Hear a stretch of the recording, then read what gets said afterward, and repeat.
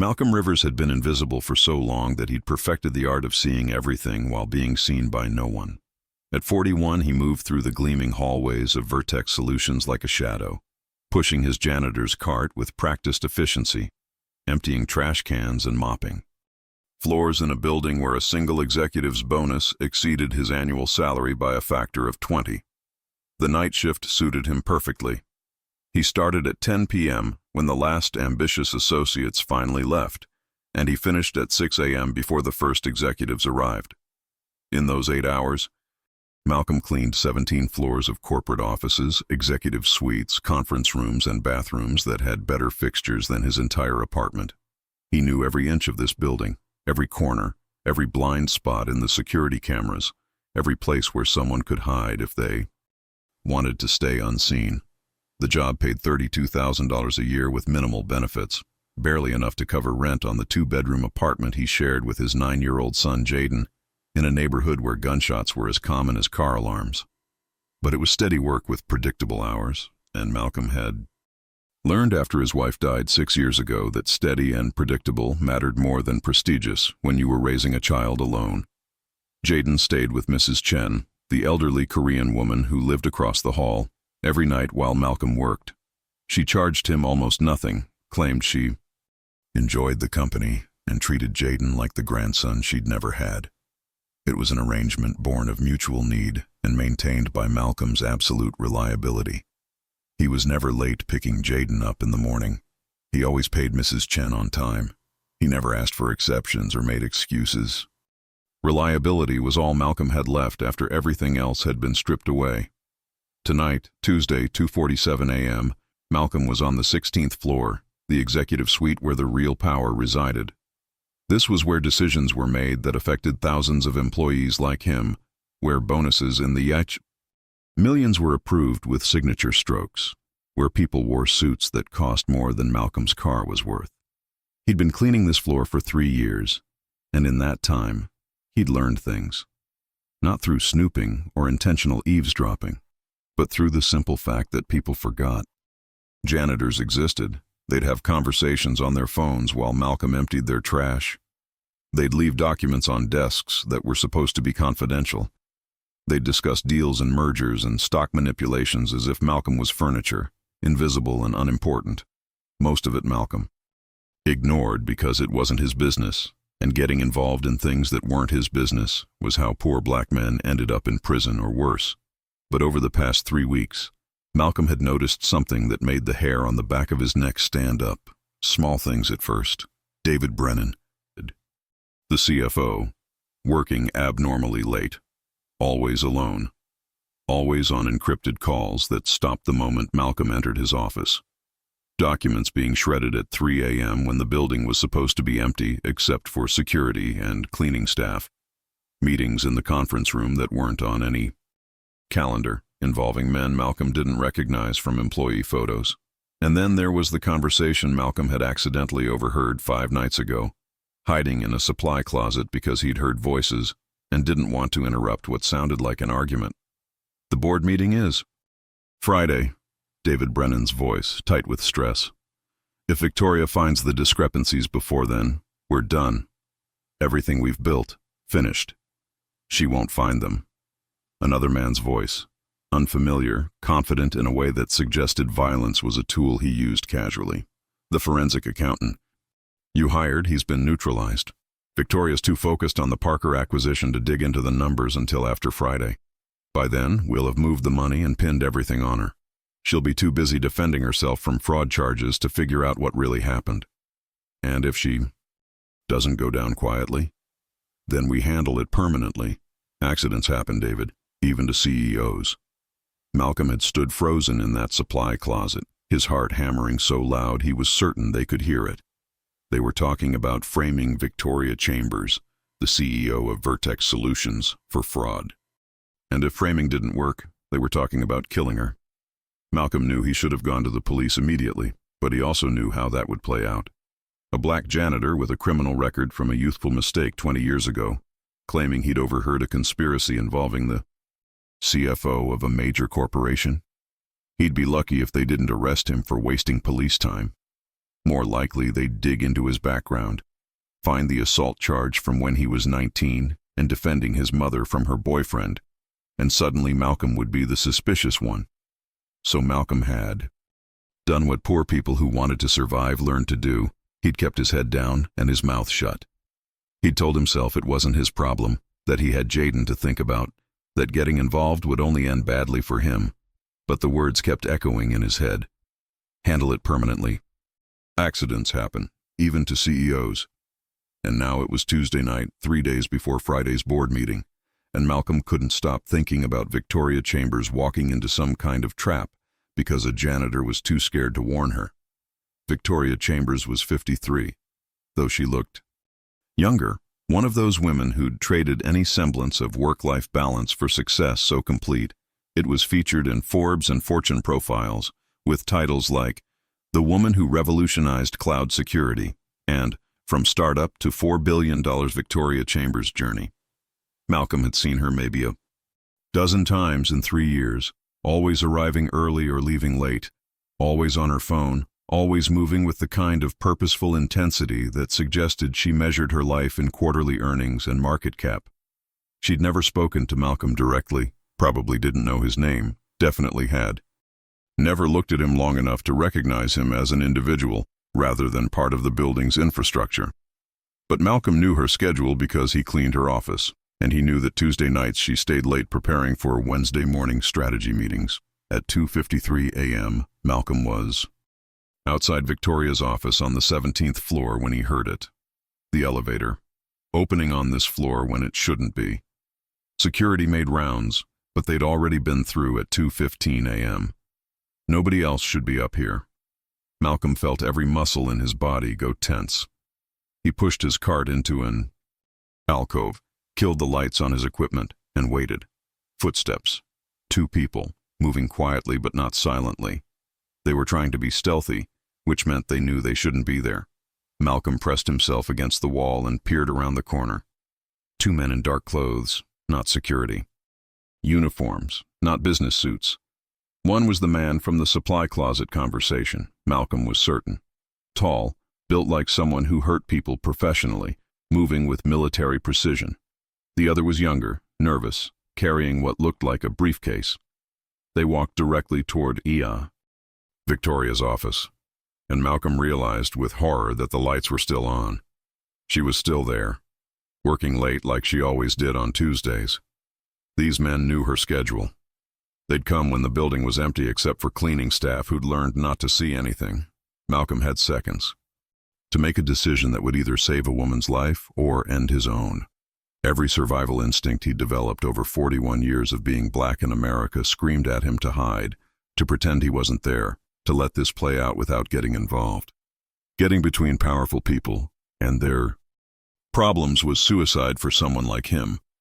But Malcolm thought about Jaden, about what he was teaching his son through his actions, about the man he wanted to be versus the man fear was telling him to become. He thought about Victoria Chambers, who'd probably never noticed he existed working late. In her office with no idea 2 men were about to walk in and handle her permanently. And he made a choice that would change everything. Malcolm moved, fast and quiet. Years of janitorial work had taught him how to move through spaces without making noise. He crossed the distance to Victoria's office before the men reached it, slipped inside, and closed the door silently behind him. Victoria looked up from her computer, startled, seeing Malcolm for probably the first time despite him cleaning her office twice a week for 3 years. Who?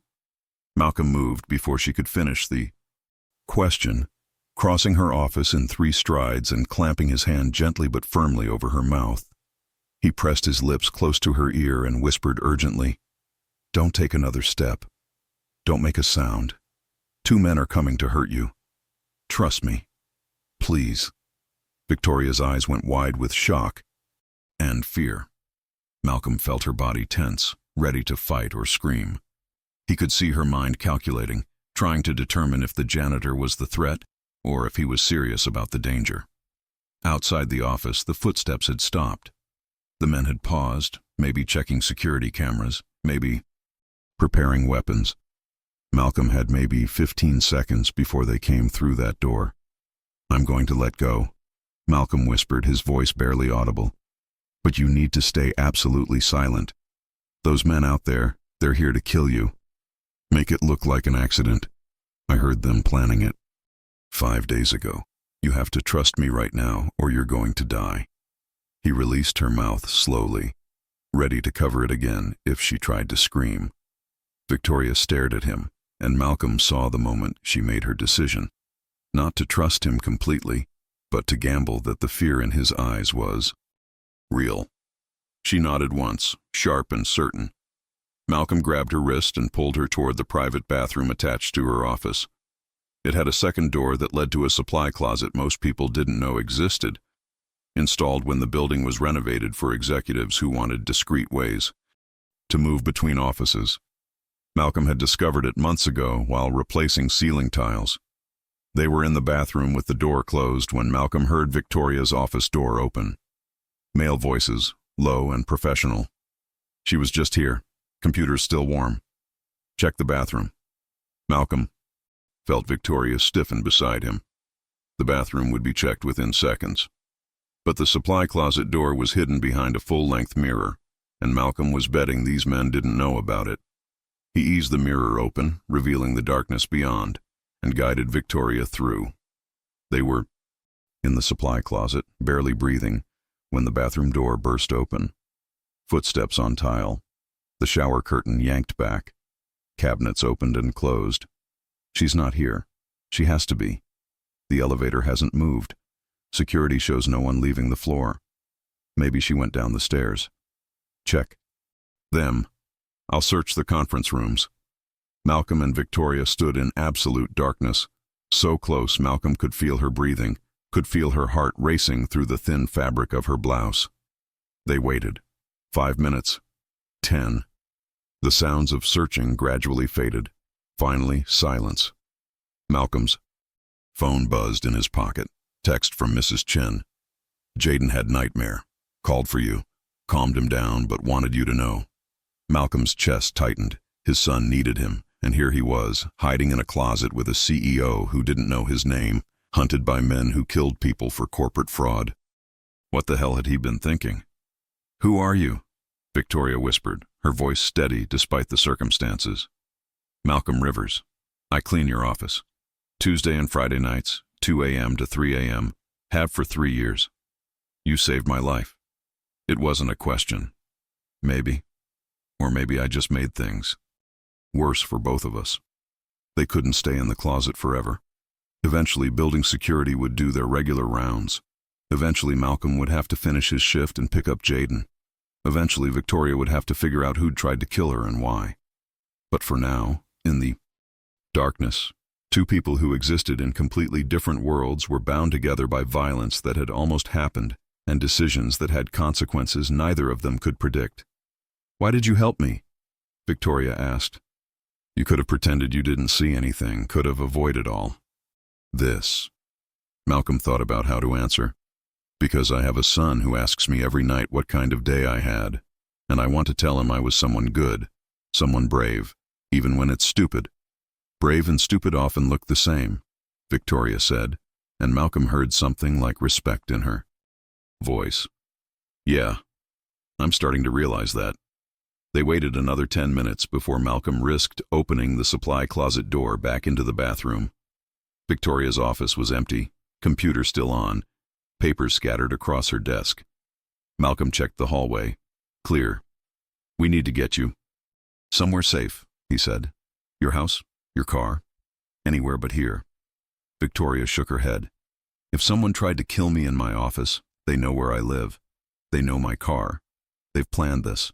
Going home would be walking into another trap." She was right. Malcolm's mind raced through options.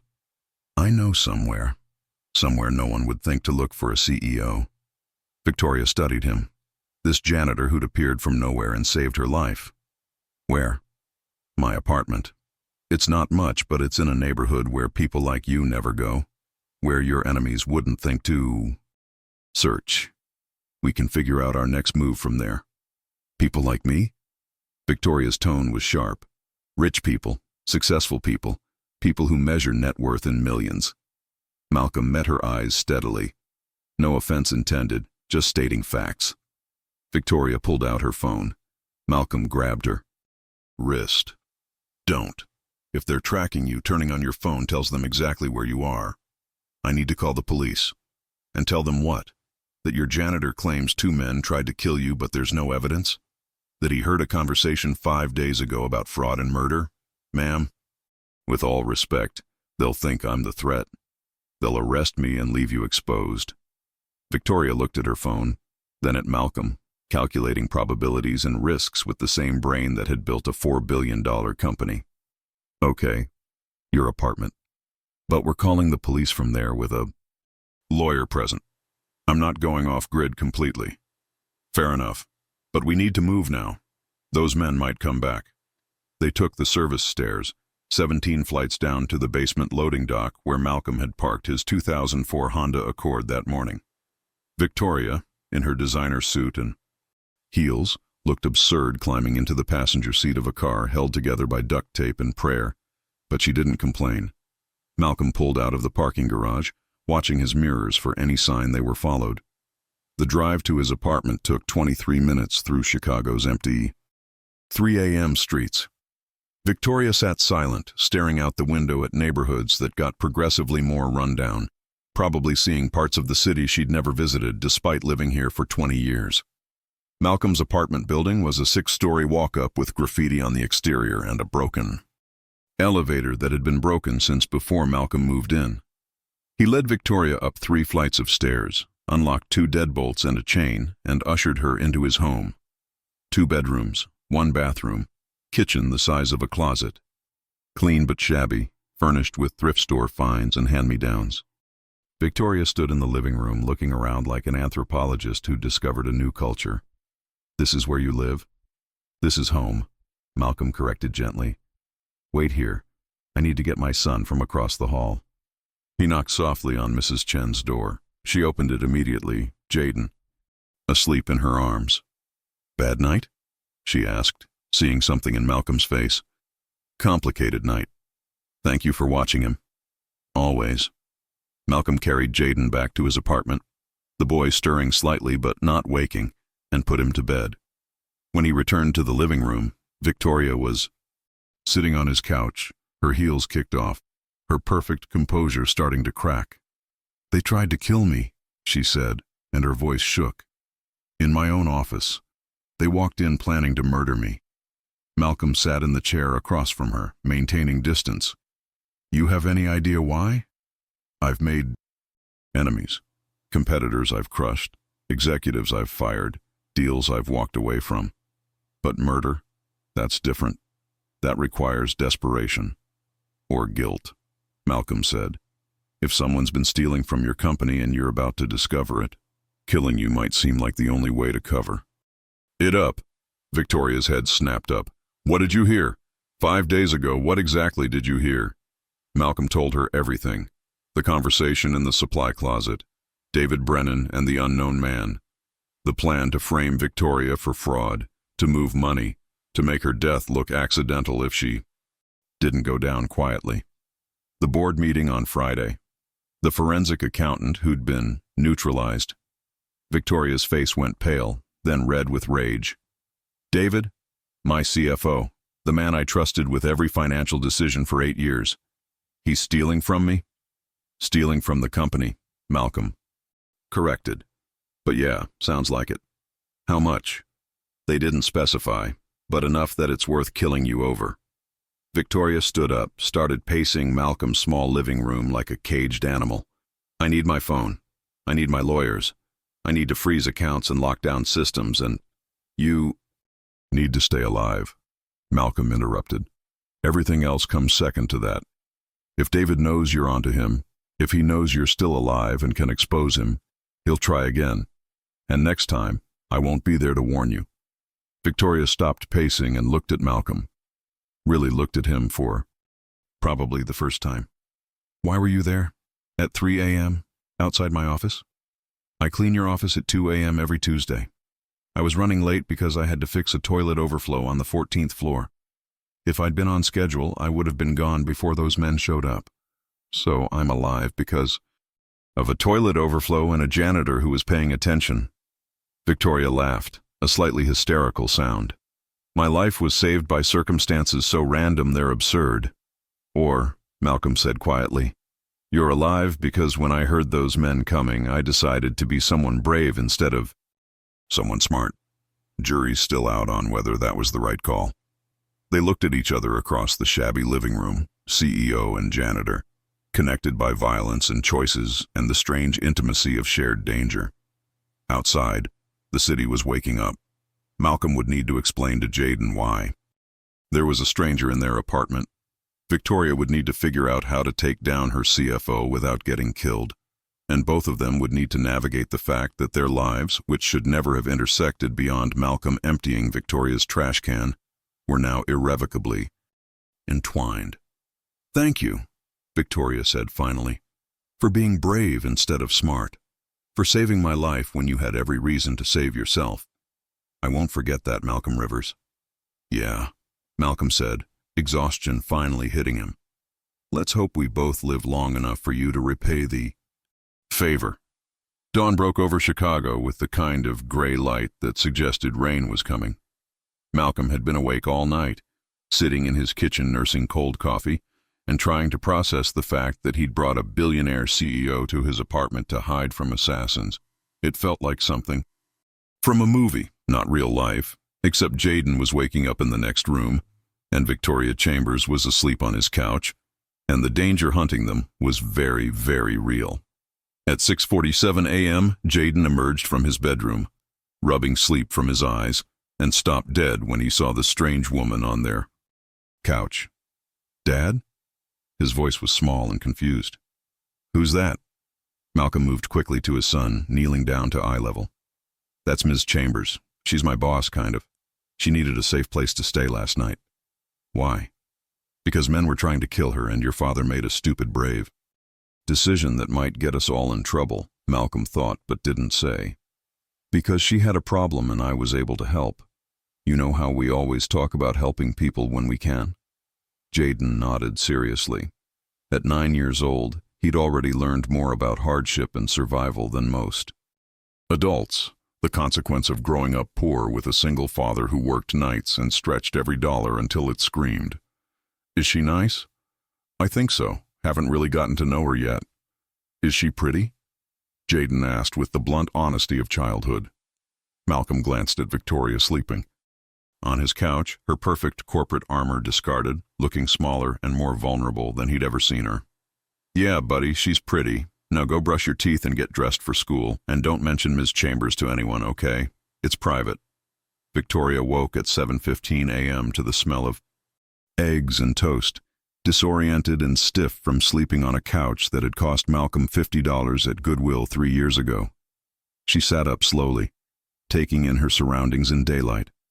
Malcolm's apartment was clean but worn, the furniture mismatched, the walls bare except for Jaden's crayon drawings taped up with care. This was poverty maintained with dignity, a life stripped to essentials but not stripped of love. In the kitchen, she could hear Malcolm talking softly to his son, their voices mixing with the sizzle of eggs in a pan. It felt domestic and foreign simultaneously, a glimpse into a world Victoria had left behind so long ago she'd almost forgotten it existed. She stood, smoothing her wrinkled suit, and walked to the kitchen. Malcolm looked up from the stove. Morning. Hope you like scrambled eggs because it's pretty much all I have. Eggs are fine. Thank you. Victoria looked at the small boy sitting at the table, eating toast with careful precision. You must be Jaden. The boy nodded shyly. Dad says you're his boss. Do you tell him what to clean? Victoria felt something twist in her chest. This was Malcolm's son, and until last night, Victoria hadn't known Malcolm had a child. Hadn't known anything about him except that he was part of the building's infrastructure, as invisible as the HVAC system. I don't usually tell your dad what to do, but he helped me a lot last night, and I'm very grateful. Dad helps lots of people, Jaden said with the simple pride of a child who thought his father was a hero. That's what good people do, Malcolm served eggs and toast, and they ate breakfast together in Malcolm's tiny kitchen, the surreal nature of the situation hanging over them like fog. After Jaden finished, Malcolm walked him to school, 3 blocks away, a public school with metal detectors and underpaid teachers doing their best with inadequate resources. Victoria waited in the apartment, using the time to think, to plan, to try to figure out how to take down David Brennan without getting killed in the process.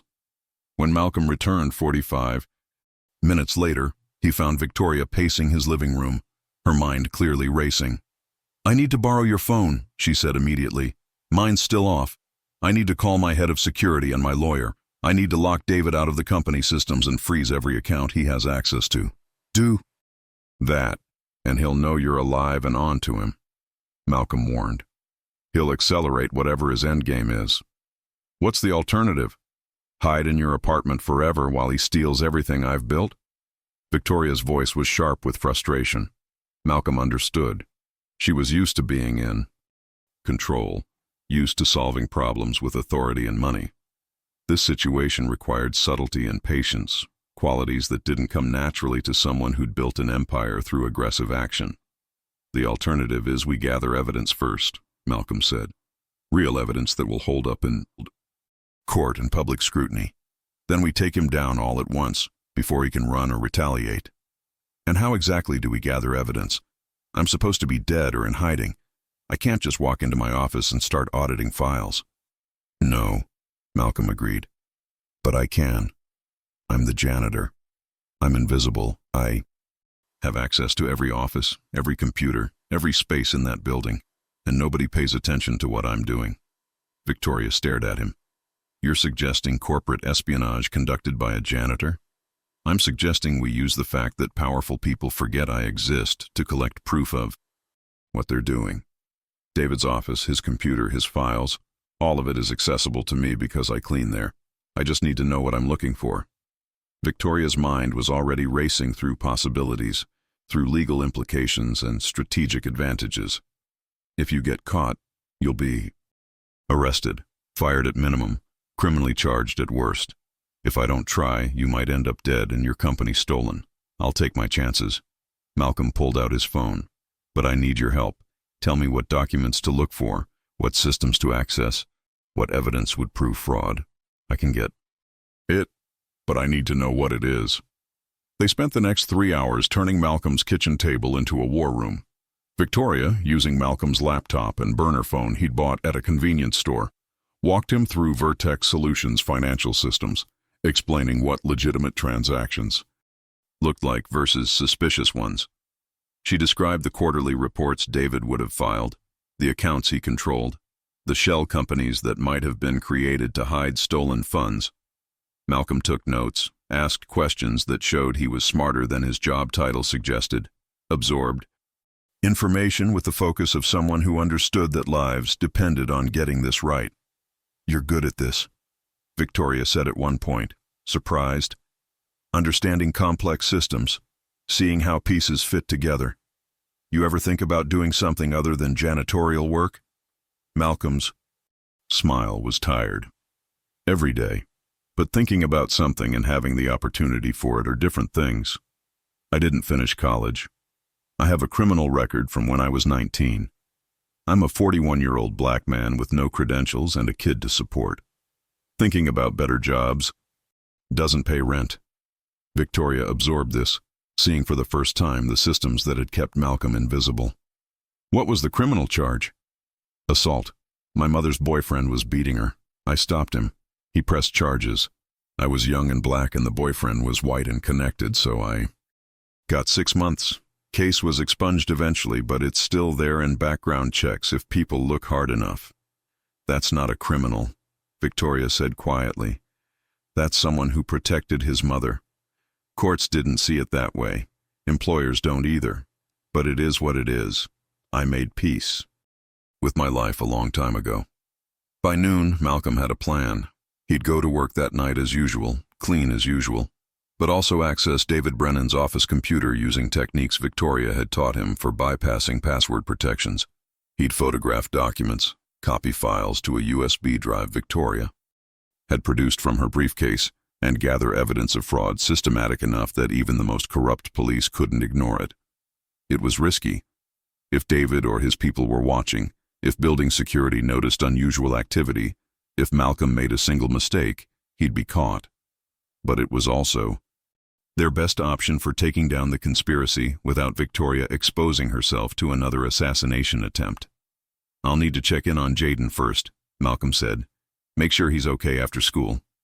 Mrs. Chen can watch him tonight, but I need to see him." Of course, Malcolm, I realize this is asking a lot. More than anyone should ask. You're risking your job, your freedom, potentially your life, for someone who didn't even know your name 2 days ago. Victoria's voice held something Malcolm hadn't heard from her before. Humility. "So why are you doing this?" "Really?" Malcolm thought about how to answer honestly. "Because I want Jaden to grow up in a world where doing the right thing matters. Where standing up to powerful people who do wrong things isn't suicide. Where a janitor can be a hero instead of just invisible infrastructure. Maybe that's naive, but it's what keeps me going." Victoria reached across the table and took his hand, the first physical contact between them that wasn't pulling each other into hiding. "It's not naive, it's admirable. And when this is over, I'm going to make sure you're not invisible anymore." Malcolm smiled, but didn't allow himself to believe her. Powerful people made promises easily in moments of crisis. Whether they kept them after the danger passed was a different question entirely. At 3:47 p.m., Malcolm picked up Jaden from school, the boy bouncing with energy and questions about the pretty lady at their apartment. Malcolm deflected as best he could, explaining that Ms. Chambers was staying with them temporarily because she had some problems to work out. Jaden accepted this with the easy adaptability of childhood, more interested in telling his father about the science project he was starting than in questioning why. A billionaire was hiding in their home. Mrs. Chen agreed to watch Jaden again that night, asking no questions because she'd learned long ago that Malcolm was trustworthy, and if he needed help, he had good reasons. At 9:47 p.m., Malcolm left his apartment wearing his janitor's uniform, Victoria's, instructions, and the USB drive hidden in his pocket, driving toward Vertex Solutions and a night that would either expose a conspiracy or end his freedom. The building looked the same as always, bright and imposing against the night sky, a monument to capitalism and corporate power. Malcolm badged in through the loading dock, exchanged nods with the night security guard who knew him by sight if not by name, and pushed his cleaning cart toward the elevators. Everything was normal. Everything was routine. Malcolm was invisible, the way he'd always been, and tonight that invisibility might save a woman's life and expose crimes that would otherwise stay buried. David Brennan's office was on the 16th floor, corner suite with windows overlooking the city. Malcolm had cleaned it hundreds of times, knew where David kept his scotch, bottom drawer left, his cigars, humidor on the bookshelf hidden behind first edition business books he'd never read. His secrets, apparently in his computer, protected by passwords Victoria had taught Malcolm to crack. At 11:23 p.m., Malcolm was alone on the 16th floor, the building silent except for the ambient hum of HVAC and computers. He stood outside David's office, his hands shaking slightly, knowing that once he crossed this threshold with intent to spy rather than clean, he was committing multiple felonies. But he thought about Victoria hiding in his apartment, about the men who'd come to kill her, about the casual way they'd discussed making her death look accidental. He thought about Jaden asking if the pretty lady was nice, about wanting his son to see him as someone brave. He opened the door and went inside. David's computer was password protected, but Victoria had given Malcolm a bypass key, a small device that plugged into the USB port and ran software to override authentication. Malcolm connected it, held his breath, and watched the screen come to life. He was in. Following Victoria's instructions, Malcolm navigated to financial folders, to quarterly reports, to accounts that should have shown routine transactions, but instead showed systematic theft, sophisticated enough that it had gone undetected for years. David had been creating false vendor accounts, approving payments to shell companies that existed only on paper, then moving the money through a series of transfers that would have been invisible to anyone not looking specifically for them. The total, based on what Malcolm could access in 30 minutes of careful searching, exceeded $47 million. $47 million stolen from a company David was supposed to protect, siphoned away piece by piece over 5 years. Malcolm photographed everything, copied files to the USB drive, documented the trail of theft with the thoroughness Victoria had demanded. But he also found something else, something that made his blood run cold. Emails between David and someone identified only as JM, discussing not just the theft but the plan to frame Victoria. She's becoming suspicious. The forensic audit she commissioned will find the discrepancies by end of month. We need to move timeline up. Suggest board meeting Friday instead of end of month. Will give us time to transfer funds and establish evidence trail pointing to Victoria before investigation completes. If she resists, implement contingency plan discussed. Make it look like suicide driven by guilt over embezzlement. Her depression and work obsession are well documented, will be believable. Malcolm felt sick reading it. They weren't just stealing money. They were planning to destroy Victoria's reputation, then kill her and make it look self-inflicted. The casual brutality of it, the way they discussed her murder like a business decision, made Malcolm's hands shake as he photographed the emails. He was so focused on documenting evidence that he almost missed the sound. Footsteps in the hallway, coming closer. Malcolm's heart rate spiked. He yanked the USB drive from the computer, shoved it in his pocket, closed the windows he'd opened, trying to make everything look untouched. The bypass key. Where was the bypass key? Still plugged into the computer. Malcolm grabbed it, disconnected it, and had just closed the computer when the office door opened. David Brennan stood in the doorway, perfectly dressed even at midnight, his expression shifting from surprise to suspicion in milliseconds. "What are you doing in my office?"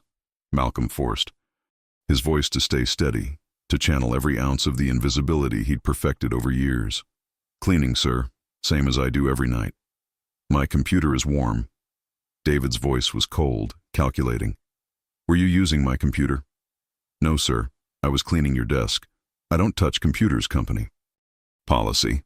Malcolm picked up his cleaning spray and cloth, making a show of wiping down the already clean surface.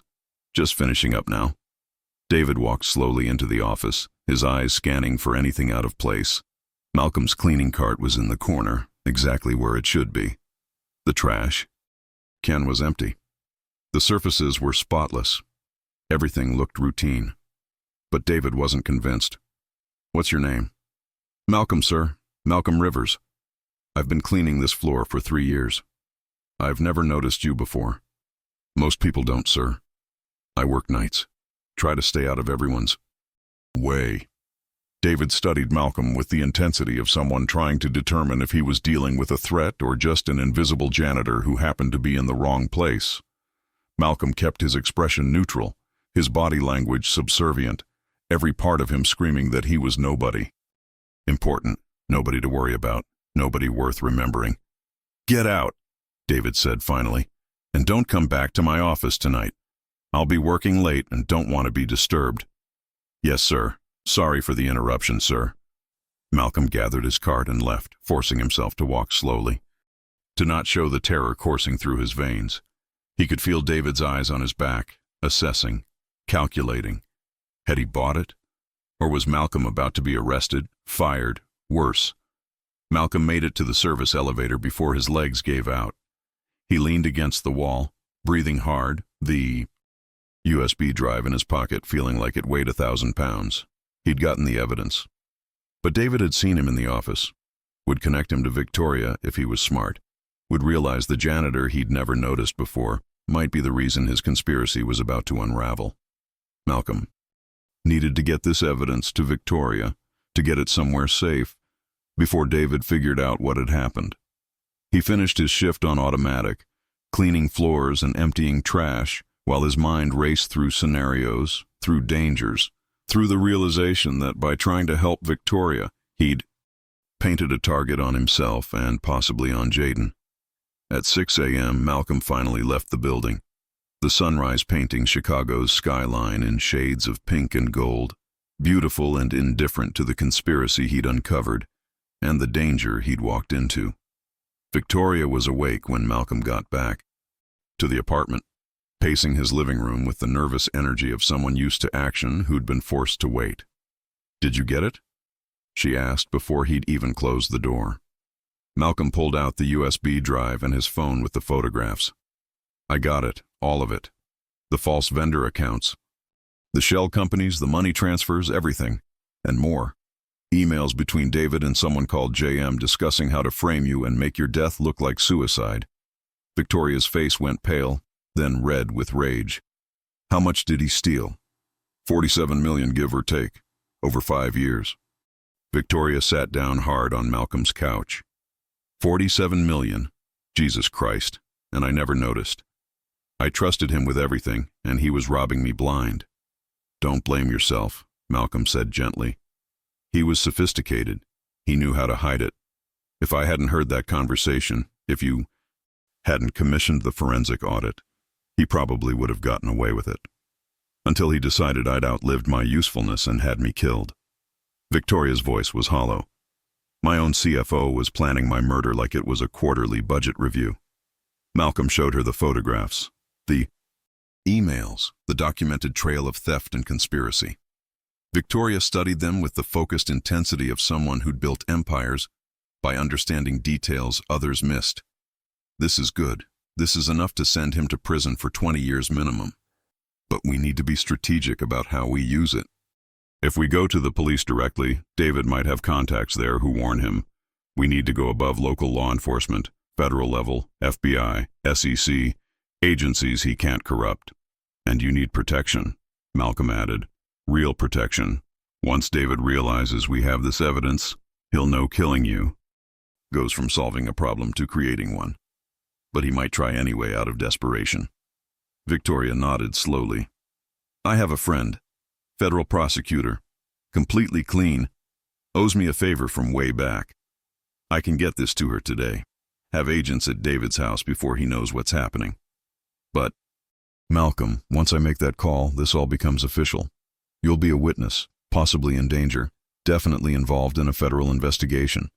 Your life won't be private anymore." "It stopped being private when I decided to help you," Malcolm said. "Besides, better to be a witness than a victim." Victoria stood up and did something Malcolm didn't expect. She hugged him, quick and fierce, the embrace of someone who didn't usually show physical affection but needed to express gratitude words couldn't convey. "Thank you. For being brave when it was stupid, for risking everything when you had every reason to protect yourself. I won't forget this, Malcolm." "Yeah," Malcolm said, returning the hug awkwardly. "Let's just make sure we both survive to remember it." Victoria's federal prosecutor friend was named Sarah Chen, a woman in her 40s with a reputation for taking down white-collar criminals that had earned her both respect and death threats. She arrived at Malcolm's apartment at 2:37 p.m. that Tuesday, flanked by 2 FBI agents, her expression all business, until she saw Victoria alive and well in a janitor's living room. "When you called and said you were in hiding, because someone tried to kill you, I thought you were exaggerating for dramatic effect." Sarah's tone was dry. "You never exaggerate. There's a first time for everything," Victoria said. "Except this time I'm not exaggerating. Someone really did try to kill me. And we have evidence of fraud, conspiracy, and attempted murder that's going to blow your case stats sky high." For the next 3 hours, Malcolm's apartment was transformed into a federal command center. Sarah and the FBI agents reviewed the evidence Malcolm had gathered, asked questions with the precision of people who prosecuted criminals professionally, and began building a case that would not just arrest David Brennan, but dismantle his entire network. The emails Malcolm had photographed revealed that JM was James Mitchell, a board member who'd been helping David steal and launder money in exchange for a cut. The shell companies traced back to accounts in the Cayman Islands, Switzerland, Luxembourg. The conspiracy involved not just 2 men, but a network of enablers who'd facilitated theft on a massive scale. "This is excellent work," Sarah told Malcolm at one point, reviewing his photographs. "You Documented everything we need for warrants, indictments, asset seizures. You ever considered a career in federal investigation? Malcolm laughed tiredly. I'm a janitor with a criminal record. Pretty sure FBI wouldn't hire me. A janitor who just cracked a $47 million fraud case, Sarah corrected. Don't sell yourself short, Mr. Rivers. By 6 p.m., the operation was in motion. FBI agents were positioning themselves near David Brennan's house, near James Mitchell's office, near the banks and lawyers who'd helped facilitate the theft. Warrants were being processed. Arrest teams were standing by. And at 6:47 p.m., exactly 12 hours after Malcolm had first warned Victoria of danger, Sarah gave the order. Execute. David Brennan was arrested while eating dinner with his family, agents reading him his rights while his wife and children watched in horror. James Mitchell was taken into custody at his yacht club, drunk on expensive scotch and completely unprepared for the federal agents who walked up to his table and cuffed him in front of his friends. 4 accountants, 2 lawyers, and a bank manager who'd facilitated the money laundering were arrested simultaneously. A coordinated strike that gave none of them time to destroy evidence or warn others. Malcolm watched the arrests on the news from his apartment. Jaden beside him, asking questions about why the TV was showing police arresting people. Sometimes people do bad things, Malcolm explained carefully. And when they do, police arrest them so they can't hurt anyone else. Did you help the police arrest them? Jaden asked with the instinct children have for seeing through adult explanations to underlying truth. In a way. I saw something wrong happening and I told the right people about it. So, you're a hero. Jaden's face was bright with pride. Malcolm thought about that word, about how uncomfortable it made him. I just did what needed doing. That's not being a hero. That's just being decent. Victoria was at her company's headquarters, having emerged from hiding to face her board of directors and her employees with the news that their CFO and a board member had been arrested for fraud. The press conference was broadcast live. Victoria standing at a podium looking composed despite having almost been murdered 48 hours earlier, explaining that yes, there had been a conspiracy, yes, money had been stolen, yes, arrests had been made, and yes, Vertex Solutions would recover and emerge stronger. I also want to acknowledge someone who risked everything to expose this fraud, Victoria said, and Malcolm felt his stomach drop as her eyes seemed to look directly into the camera, directly at him. Malcolm Rivers, a member of our facilities team, witnessed suspicious activity and reported it despite significant personal risk. His courage and integrity are what every employee of this company should aspire to. Malcolm's phone started ringing immediately. News, outlets wanting interviews, colleagues from the building asking if he was the Malcolm Rivers Victoria mentioned. Mrs. Chen knocking on his door asking if he'd seen the news, and was that his name the CEO just said on TV? Malcolm ignored the calls, told Mrs. Chen he'd explain later, and focused on the fact that Victoria had just made him very publicly not invisible. Whether that was good or bad remained to be seen. 3 days later, on Friday, the day David Brennan had planned to complete his coup and frame Victoria for fraud, Malcolm was instead sitting in a conference room at FBI headquarters, giving a formal statement about everything he'd witnessed. Sarah Chen was there, along with 2 other prosecutors, carefully documenting Malcolm's testimony in a way that would hold up in trial. You understand you'll likely be called to testify, Sarah told him afterward. Defense attorneys will try to discredit you. They'll bring up your criminal record, your job, anything they can use to make you look unreliable. You prepared for that? No, Malcolm said honestly, but I'll deal with it when it comes. You're remarkably calm for someone who's about to have their life turned upside down. My life's already been upside down for years, Malcolm said. This is just a different kind of chaos. Sarah smiled. You know, we could use people like you at the Bureau. People who pay attention, who see things others miss, who have integrity even when it costs them. If you ever want a career change, call me. She handed Malcolm her business card.